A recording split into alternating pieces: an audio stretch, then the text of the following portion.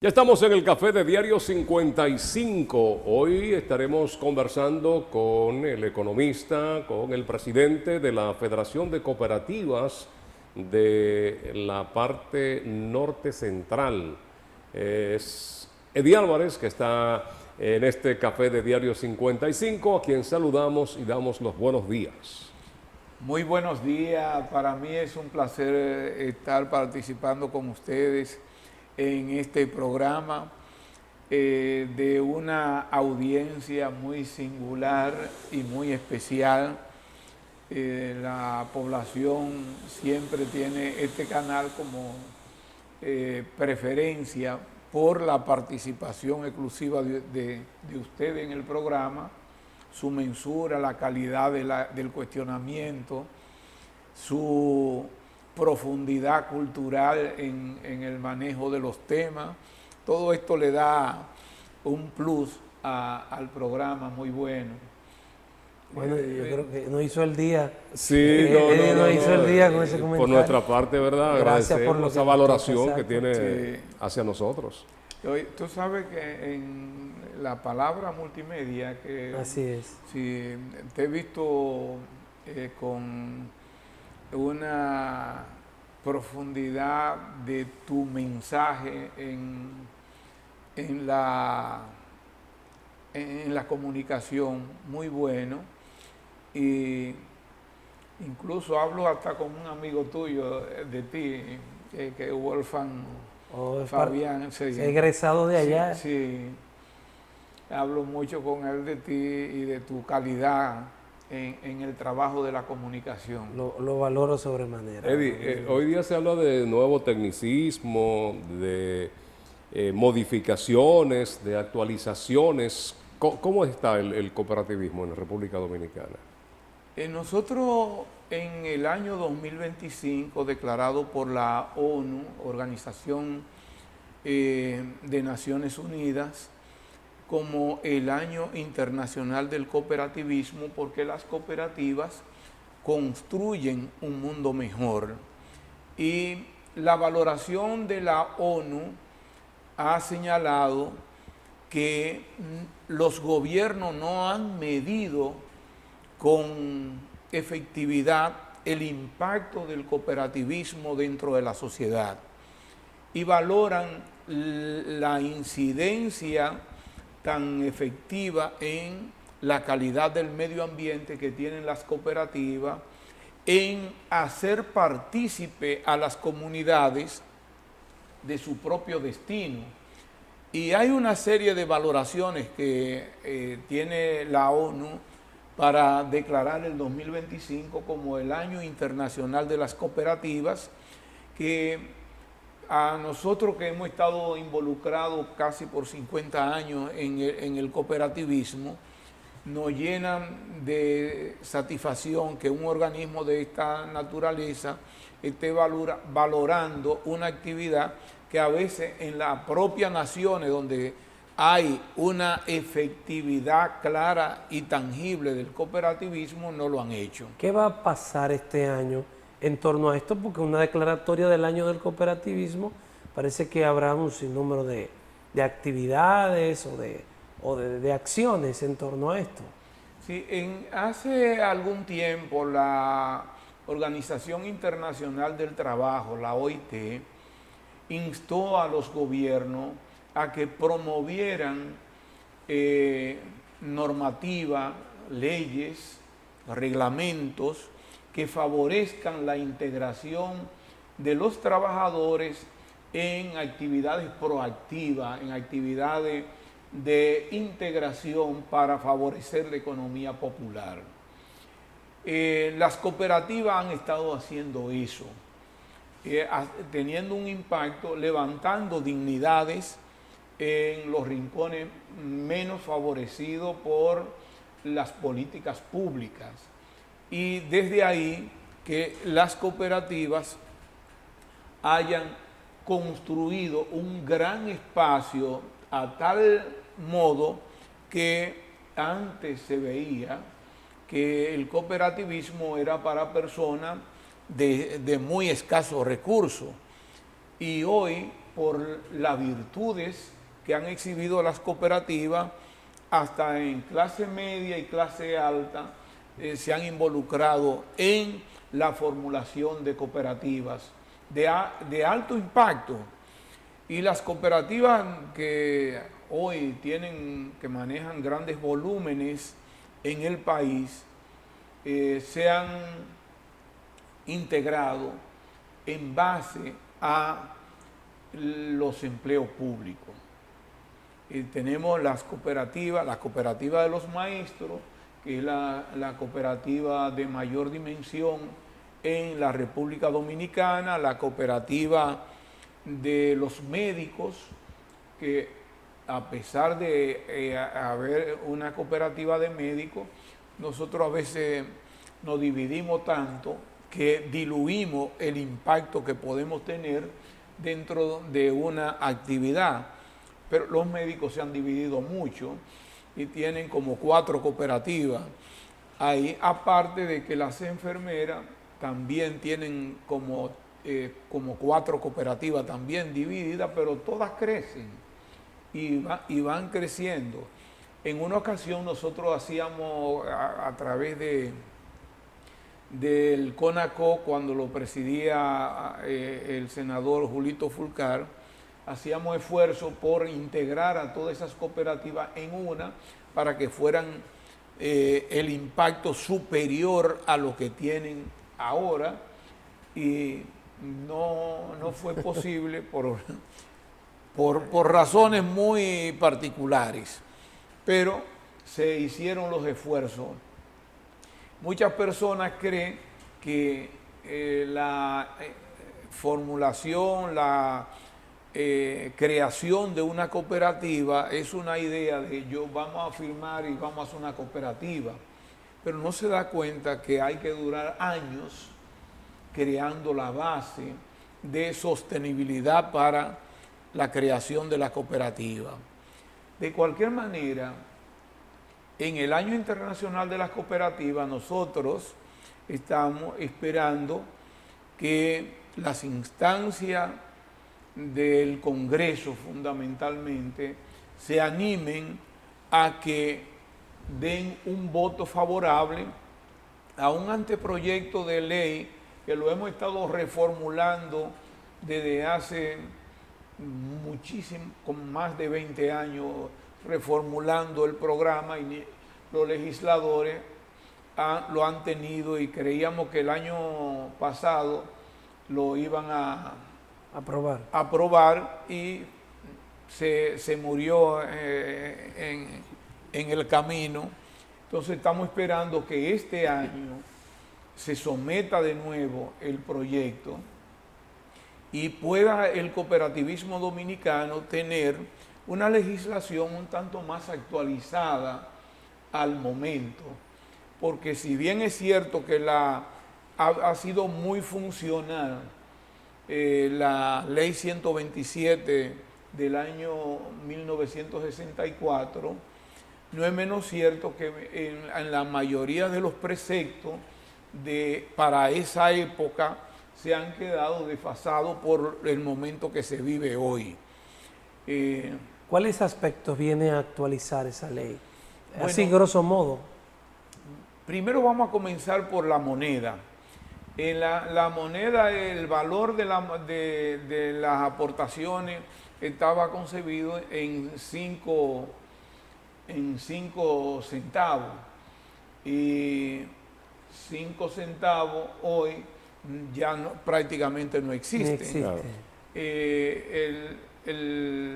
En 5 pesos que tú pusieras el valor de las aportaciones, también se te quedan desfasados, pero lo más es que te indica que tú tienes que llevar unos libros que hoy la digitalidad, la virtualidad, todo eso te lo ha desfasado, todo eso, que tú puedes hacer, las reuniones tienen que ser presenciales, y hoy tú tienes la virtualidad. La virtualidad, tú tienes tanta plataforma para hacer reuniones y para impartir las capacitaciones también de la misma manera. Tú tienes el otro elemento que te limita a las cooperativas a que le paguen un 5% sobre el rendimiento que tenga la cooperativa a las aportaciones de los asociados, y muchas cooperativas han tenido rendimiento hasta de un 15 y un 20 y se ven limitados a un 5%, lo que le quita muchas veces el valor de reposición a los cooperativistas y a los socios de las cooperativas. Y el otro elemento claro de todo eso es que hay estrategias que hemos tenido que implementar en algunas cooperativas para retornar el rendimiento a los socios, dándole un ajuste por inflación, el rendimiento por las aportaciones y más el rendimiento por el patrocinio. El patrocinio es el elemento distintivo de las cooperativas y cualquier otra entidad que pueda realizar intermediación entre cliente e institución. Entonces las cooperativas con el patrocinio le dicen, por la participación suya en la constitución del capital, usted tiene un valor, usted gana una parte del beneficio. O sea, estamos hablando de que el que está como patrocinador recibe más como socio que el que no está. Por eso es que es bueno tener su prestamito siempre. Sí. Bueno, en las cooperativas de ahorros y crédito, sí, porque hay cooperativas, entonces eso es otro elemento que traigo a la conversación, que es las cooperativas son de distinta naturaleza. Hay cooperativas artesanales, y las cooperativas artesanales crean un mecanismo para el patrocinio, según la colaboración en el trabajo, según la contribución para colocar el producto del trabajo en el mercado, en las artesanales, en las agropecuarias, en las cooperativas estudiantiles tienen otro mecanismo, y se van adaptando mecanismos según la naturaleza de las cooperativas.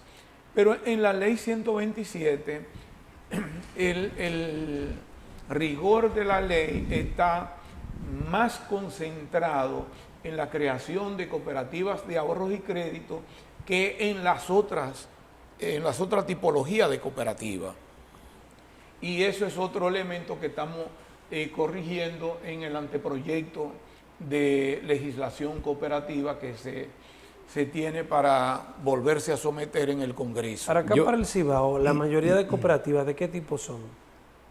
En el Cibao tiene la ventaja con cooperativas agropecuarias de muy buena dimensión, buen tamaño.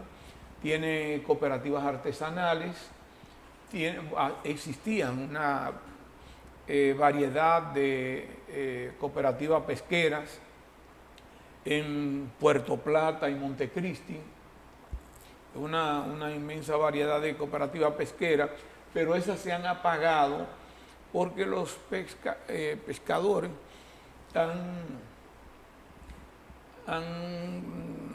como jugado un rol diferente al de la cooperativa, se le van por la izquierda con su producto y lo venden a particular y no dejan que la cooperativa le saque el provecho que ellos pueden tener vendiéndolo en conjunto a través de la cooperativa. Además que el IDECO también ha bajado la guardia con el seguimiento a las cooperativas de pescadores. Yo no sé si bien o mal, Eddie, pero uno recuerda que en el gobierno, los gobiernos pasados, sobre todo Danilo Medina implementó un sistema de cooperativismo en donde eran beneficiados estos sectores. No sé si por falta de transparentización, se criticó en algunos aspectos, pero yo quiero relacionar el tema con el subsidio que se habla a los motoconchistas. ¿No podrían crearse cooperativas y tener inclusive hasta un mayor control de quienes andan en las calles sirviendo como medio de transporte? Crearse un fondo y manejarlo a través de una cooperativa para favorecerlo y no ser con un subsidio que tanto se ha criticado y que el mismo gobierno sabe que debe eliminar.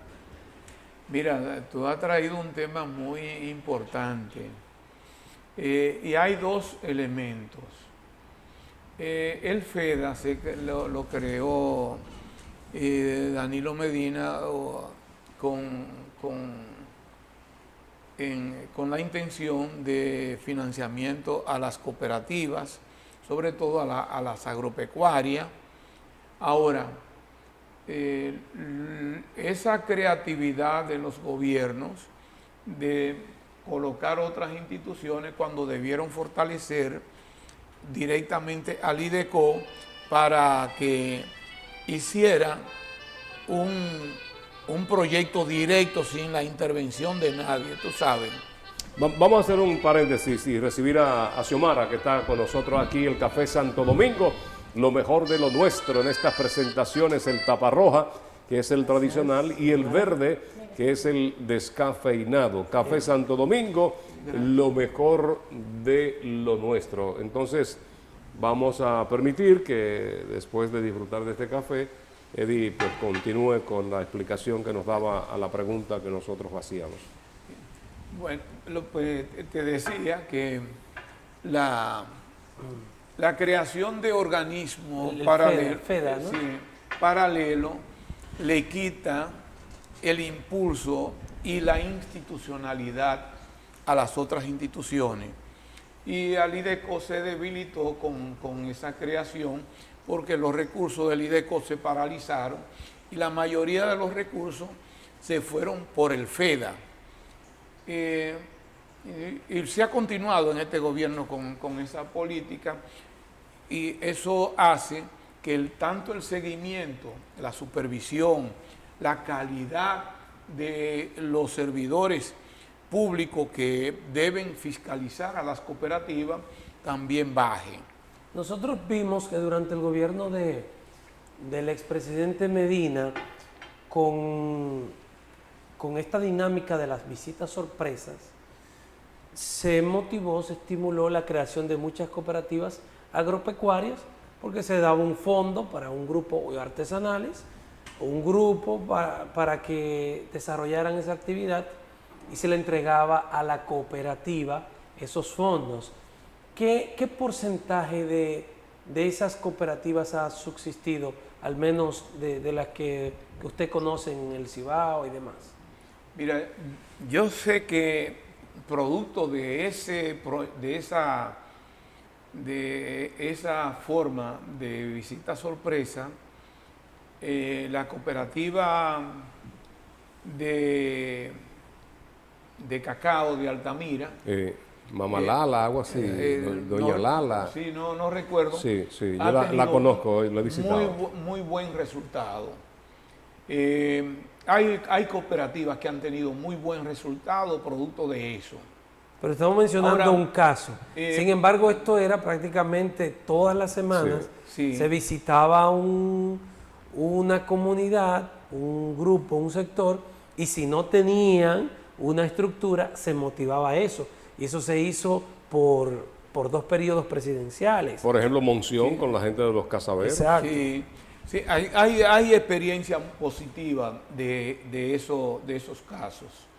Ahora, la falencia de eso priva en que no se hizo conjuntamente con el Instituto de Desarrollo y Crédito Cooperativo, que tiene la base para formar la cooperativa, darle seguimiento, sino que se iba de manera particular dejando aparte al IDECO.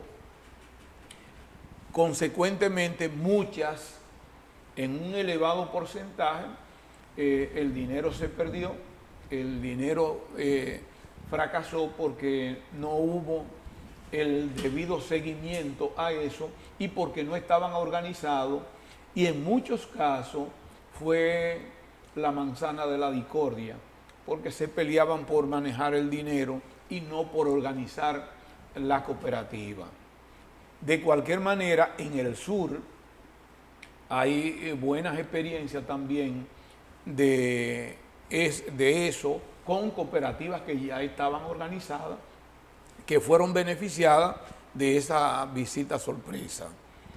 Lo que nosotros criticamos, y no una crítica como para destruir, sino para que se reforme y se pueda actuar de mejor manera ahora en el presente, es que deben buscar tanto al Instituto de Desarrollo y Crédito Cooperativo como organismo oficial y que es asesor del Poder Ejecutivo en materia de cooperativismo, como a los organismos de integración de las cooperativas, para que esas cooperativas se pudiesen integrar y le den el debido seguimiento y las debidas instrucciones a quienes actuaban en esa cooperativa. Ya hay muchos de esos, algunos hasta locales construyeron, y eso he visto algunos cerrados, sin ningún movimiento, y como usted dice, sin la transparencia de saber cómo se manejó ese dinero. Sí, conozco casos muy lamentables donde se desembolsaron de inmediato 20 millones de pesos para la creación de una cooperativa, y de repente eso dividió a grupos que ya estaban en gestación de cooperativa. El hecho de que se lo dieran a una persona que a veces no tenía la jerarquía dentro del grupo que se estaba organizando, y entonces se creaban las divisiones. ¿Esas no eran reguladas como las que son miembros del IDECO? No, porque esa, como la iba creando el FEDA, no se le entregaba al IDECO, sino que ellos le daban el seguimiento. ¿Hay celos dentro del sector financiero nacional hacia las cooperativas, Eddie? Muchas veces se critican los que son favorecidos con las mismas estructuras económicas de República Dominicana, las cooperativas. Sí, es obvio que dentro de cualquier sector haya algún tipo de celo, de requemor, sobre todo cuando las cooperativas tienen niveles de crecimiento superiores a lo que tienen algunas entidades, y eso crea celo y comentarios a veces perniciosos, subterráneos, para que las cooperativas no tengan el impacto que deben tener. En ese sentido, nosotros siempre instamos a que no deben tener celo con las cooperativas, porque las cooperativas contribuyen. Por ejemplo, si es la intermediación financiera en República Dominicana, el dinero de las cooperativas, los 300,000 y tantos millones que están manejando las cooperativas, lo manejan los bancos, porque se manejan a través de entidades bancarias en las que se requiere, y por fines específicos de mayor control y de una transparencia en el manejo de los fondos de los socios de las cooperativas, debe estar en el sector bancario. Por tanto, ellos no pueden tener celo de las cooperativas. A ellos les conviene más que las cooperativas crezcan, porque ellos van a manejar más capitales por esa vía. Y la otra parte es que las cooperativas se enfocan en un mercado que no es el de ellos. Las cooperativas se enfocan en levantar dignidad en aquellas personas que no son sujetos de crédito de la banca tradicional. Las cooperativas hacen sujeto de crédito que luego los bancos se matan por quitárselo a las cooperativas cuando descubren que son altamente cumplidores, de que muchas cooperativas no tienen morosidad en ese tipo de casos. Por tanto, las razones que yo entiendo a veces egoístas de querer tener una concentración de todo, no beneficia ni a la misma sociedad. A la sociedad le conviene la diversidad y la unidad en esa diversidad construye una mejor sociedad. Yo supongo de que hay capacitación continua, Eddie, no solamente porque es el año dedicado dentro del cooperativismo a tener ya nuevas corrientes y normas dentro del sistema que lo rigen. ¿Tienen ustedes capacitación continua en todo esto? Sí, la Federación de Cooperativas del Cibao Central tiene, bueno, desde septiembre del año 2024 estuvimos con una consulta con las cooperativas en la confección del Plan Estratégico 2025-2030. Dentro de esa línea hay un eje claro de capacitación a las cooperativas en gobernabilidad y sostenibilidad institucional. La gobernabilidad cooperativa tiene que ver con el manejo, la prudencia, con las normativas, con la mitigación de conflictos internos que puedan suscitarse para que haya resultados apreciables. En esa línea, la gobernabilidad cooperativa es una de las líneas a trabajar. El otro es los principios y valores del cooperativismo. Son 7 principios, pero establecen unos valores. Y el valor de la identidad es un valor poco practicado, poco evidenciado, de acuerdo a la consulta que hicieron los técnicos. En consecuencia, nosotros vamos a trabajar también el valor de la identidad como fortaleza de los principios en el cooperativismo. La otra parte es que las cooperativas hoy son muy diversas y actúan en el mejoramiento de muchas áreas, en mejoramiento también de los centros escolares de donde se desenvuelven, próximo a donde se desenvuelven las cooperativas, en el mejoramiento de la calidad de la participación de los estudiantes, dándole charla para que puedan emprender cooperativismo escolar y que puedan a través de los desechos sólidos comenzar a construir cositas que le permita formar una cooperativa con lo que ellos pueden obtener un resultado para su graduación, para cualquier cosa. En esa línea, en el seminario que vamos a sostener en Puerto Plata los días 11, 12 y 13 de abril, que vamos a fortalecer que las cooperativas privilegien hacia el interior de ellas, primero, el valor de la identidad. Segundo, que consensúen proyectos susceptibles de financiamiento o de atención para su desarrollo y el desarrollo social, que puedan ser susceptibles de financiación con los acuerdos que vamos a firmar con el cooperativismo italiano en el marco de ese seminario. ¿Qué se pretende con eso?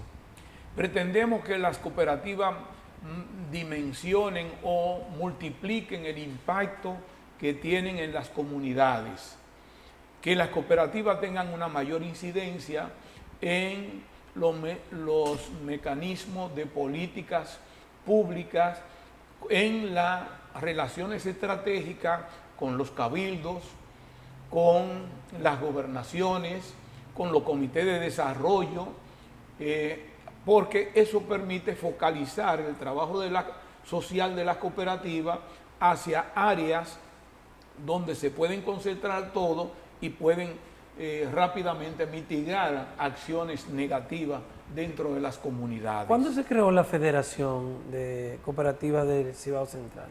Nosotros el día 10 de enero pasado, de este mes, cumplimos 45 años de formación. La federación se formó el día 10 de enero de 1980 en el Palacio Consistorial de La Vega, como Federación Dominicana de Cooperativas de Consumo. ¿Qué motivó la conformación de las cooperativas de consumo estaban en el supermercado La Aurora, aquí sí. Sí, que estaba primero en La Beler y luego en la Sabana Larga, esquina Independencia. Estaba el supermercado Constanza, que era de los trabajadores de la tabacalera. Estaba el Cibercop, que era de los trabajadores de la empresa Bermúdez. Estaba la cooperativa Guayabal, que tenía una tienda de consumo. Estaba una cooperativa en Villa Tapia, en Los Hornos. Habían cooperativas en Santo Domingo de consumo y en San Juan. Entonces, como el cooperativismo se estaba nucleando en Federación Nacional de Cooperativas Agropecuarias, FENACOP, que era una federación que desapareció, nosotros dijimos que era prudente que formáramos una federación de cooperativas de consumo para compra en conjunta, disminuir costos, alianzas estratégicas en el seguimiento del mercado, que el impacto de la inflación fuera inferior a lo que pudiera hacer en otro lado por estrategias claramente definidas, y eso favoreció que los canadienses, a través de la Federación de Yerdine de Canadá, tuviese un apoyo con la formación de esa federación, y nos suministró bacalao, arenque, en gran medida. Mandamos hasta preparar un técnico para eso, y especie.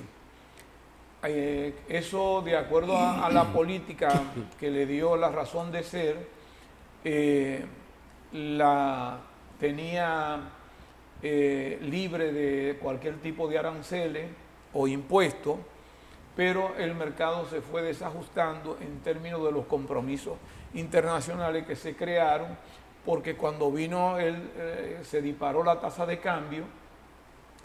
Cuando se debía 1 millón de pesos, se convirtió de repente en 3 millones de pesos, y eso ya le cambió el impacto que podían tener en términos de precio en el mercado las cooperativas. Y el otro elemento que degradó un poco eso fue que los dirigentes del momento entendían que las cooperativas eran sin ánimo de lucro, y no entendieron que había que tomar unas medidas de reposición de inventario. Si la inflación iba más elevada que los inventarios que uno tenía que hacerse el ajuste de precio.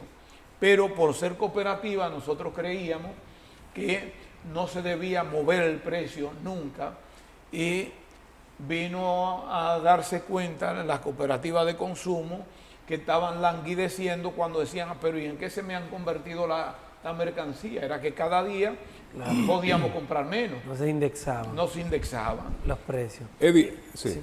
No, concluya. Sí.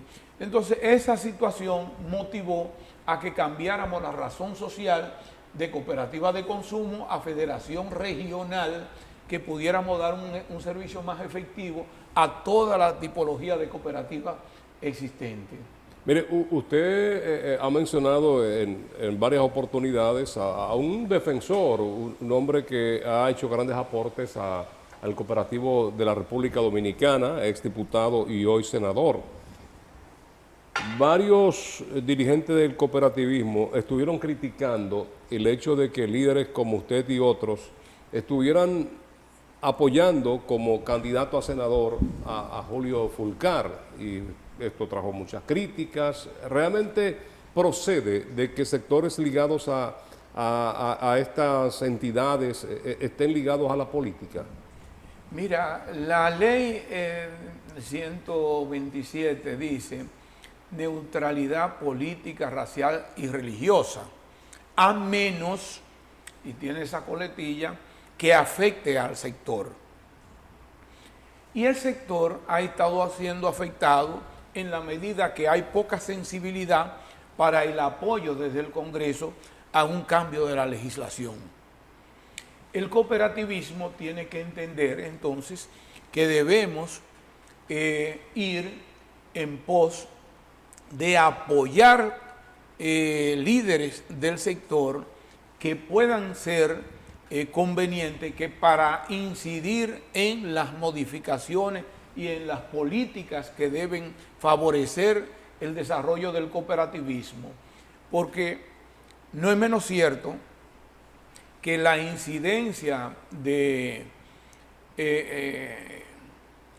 asociaciones que podrían tener, qué sé yo, voy a colocar un número alto, 10.000 personas en el país, como mucho, y han tenido una incidencia protagónica en las decisiones y en los cambios de las políticas públicas en el país.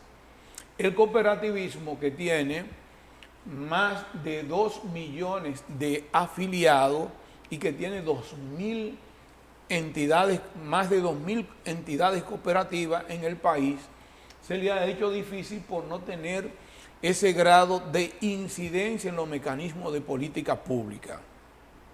Por lo que decía anteriormente que la ley 127 del 64, hoy todos los grupos económicos del país y del mundo propugnan por participación en la política para favorecer su línea de acción. El cooperativismo no puede estar ajeno a una realidad en la que estamos siendo afectados, y de manera muy dramática con no aprobación de una ley. Y cuando nos quieren aprobar una ley, nos la quieren aprobar ignorando la cultura, la naturaleza y los principios universales del cooperativismo. En ese sentido, nosotros, como Eddie Álvarez, no lo digo como federación, porque en la federación a veces se malinterpreta este tipo de expresión, pero como Eddie Álvarez entiende que es importante que el cooperativismo como cuerpo, como organización, comencemos a impulsar cooperativista a las estructuras de decisión en las políticas públicas del país. Y vamos a aprovechar ya estos minutos, no sé si habrá algún tema que no... Antes de, porque con Eddie se puede hablar de tantos temas. Sí. Eddie, esto de la facturación electrónica, que se supone que ya este año tiene eso que estar funcionando, ¿en qué consiste así, grosso modo? Bueno, sencillamente que las transacciones que se hagan en cada uno de los negocios inmediatamente se realicen, se traslada la factura a la Dirección General de Impuestos Internos, y eso facilita que no hayan inconsistencia en los negocios, en la composición, que se le escapó una factura por colocar, facilita que puedan realizar sus presentaciones de sus deberes formales sin ningún tipo de contratiempo, facilita que la misma Dirección General de Impuestos Internos tenga una eficiencia más expedita en la medición de la participación económica de las instituciones en el país. ¿Quiénes están obligados a tener esa facturación electrónica? Todo el comercio dominicano, sin excepción. Lo único que los grandes contribuyentes, las grandes empresas nacionales, entraban en los primeros 12 meses de promulgación de la ley, que se promulgó en mayo. Entonces, a mayo del 2023, a mayo del 2024 entraban las grandes empresas nacionales.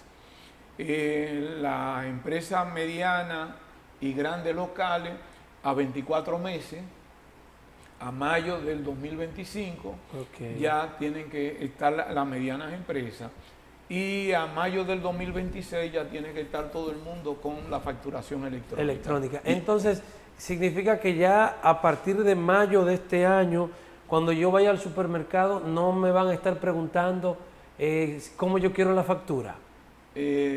Porque hay una diferencia entre la factura que tiene tiene que tener siempre el RNC, la factura, y la factura con valor fiscal.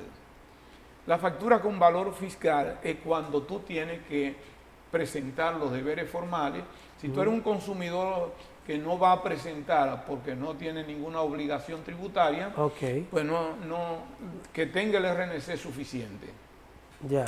Ahora, si no tiene el RNC, entonces uno tiene que pedir que tenga el RNC como consumidor final, porque eso implica, de cierto modo, que el negocio no está formalizado o que están evadiendo. Te van a cobrar un impuesto que corresponde al gobierno y no lo van a transferir al gobierno. Entonces, la persona común que va a un negocio y ahora le pregunta, ¿tú quieres la factura con comprobante o consumidor final?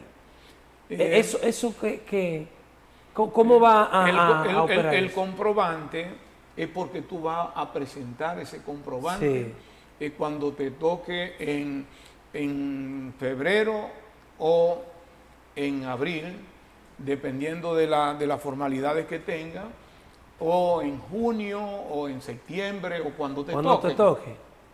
La presentación, que tú vas a ir con todas esas evidencias de tus gastos para que sean deducibles del nivel de ingreso que tú has tenido y te calculen el impuesto sobre la renta. Esa parte sigue siendo igual. Sí. Mi pregunta es si con la facturación electrónica a uno le da la impresión de que no hay opción de pedir si yo la quiero o no. Eso seguirá operando igual. Sí. Ok. Eddie, sí, porque tú también, como tú decías, para tus registros, para tus reportes, tú tienes que exigirla cuando tú tienes que los compromisos con la DGI. El tema de estos negocios que no te cobran el ITEVI y tú tienes que pagar en efectivo, ¿cómo que ellos se manejan? Eso del pago en efectivo, tú sabes que la ley de lavado de activos, la 5517, obliga a que se tenga la prueba fehaciente. La prueba fehaciente es que tenga un documento de que esa transacción se hizo. Cuando no se tiene, son riesgos que muchos negocios no lo comprenden y corren esos riesgos, pero fácilmente, aunque tú tengas un supermercado, lo que tenga, por estar haciéndolo así, te puede estar colocando en una transgresión a la ley 155-17 de lavado de activos, pero te convierte también en una transgresión al Código Tributario, porque tú estás dejando de tener las evidencias de la transacción, que es tan necesario. Probablemente no te dan una factura con el RNC cuando te lo dicen, te dan un papelito cualquiera, nada más de que pagaste y ya. Pero aquí hay negocios en áreas de mucha comercialización, incluso restaurantes, en los que uno dice, pero es que si hay un letrero tan grande, esto es un negocio que viene tanta gente, ¿cómo es que, por ejemplo, en impuesto interno no se tiene un registro de que esa gente no está haciendo ningún tipo de declaración? Porque hay que pagarle en efectivo o transferencia, hacerle transferencia. Sí, bueno, ya se ha estado anunciando a través de la Dirección General de Impuestos Internos, por vía de la comunicación interna que tienen, de que se va a realizar un inventario, un censo de todos los negocios, porque ha sido una de las culturas que al no tener el personal para hacer el registro de todos los municipios y de todo, pues muchos negocios se escapan. Hay negocios que tienen estrategia, que como saben que no se opera de noche, ellos comienzan a funcionar después de las 6 de la tarde y ya no puede visitarlo un inspector o una cuestión de esa y dejarle una notificación. Hay negocios que se le han dejado varias notificaciones, pero no se sabe a quién porque no hay nadie que la reciba, porque no operan durante el día. ¿Mensaje final, Eddie? Sí, antes del mensaje final, por ejemplo, cuando usted pide un servicio a un restaurante para pasar a buscarlo, no le deben cobrar el 10% correspondiente al camarero, No. ¿verdad? Pero hay muchos negocios que usted va y entonces el camarero es que le entrega y ya se lo aplican ahí. O sea, sin él darle a usted algún tipo de servicio, ¿verdad? En la mesa adicional que justifique realmente el que se le está aplicando ese 10%. Sí, hay muchas distorsiones en el mercado que nosotros entendemos que se van a ir corrigiendo poco a poco con eso. Pero los consumidores tenemos que estar también conscientes de que cuando algo no está mal, va en detrimento de nosotros. Muchas, sobre todo en el caso de los restaurantes, cobran el 18% del ITEVI, pero no te lo transparentan y te están engañando a ti y están engañando al Estado con eso. Entonces, cuando hacen ese tipo de transacción, los consumidores tienen que comunicarlo a la Dirección General de Impuestos Internos para poder entrar en regularización de esos casos. Lo mismo que cuando usted tiene, como tú tienes un restaurante y él tiene otro restaurante, entonces cuando uno de los dos no está actuando con la debida transparencia y vende más barato porque no está transparentando los impuestos, entonces tú lo puedes denunciar a él sin necesidad de que se sepa que fuiste tú ni nada. Es decir, hay una ventanilla virtual que se pueden hacer las comunicaciones y la DGI manda un equipo de los deberes formales para verificar la denuncia y si se comprueba, entonces eso tiene una multa que llega hasta 10 salarios mínimos de inicio, sí, y puede seguir creciendo en la medida de el tipo de fraude tributario que se vaya realizando. Gracias, Eddie, por acompañarnos. Siempre. Gracias. Eddie Álvarez ha estado con nosotros, es el presidente de la Federación de Cooperativas del Cibao Central. Con él hemos conversado en el Café de Diario 55. A ustedes las gracias por acompañarnos. En nombre de Lenis Tejada Betancourt, Adalberto de León en la producción general, Frank Rodríguez y todo lo que somos partes de las mañanas del 55, agradecemos su sintonía. Mañana cerramos la semana, mañana es viernes, después de la misa, aquí nos encontramos a las 10 el programa Buen Día.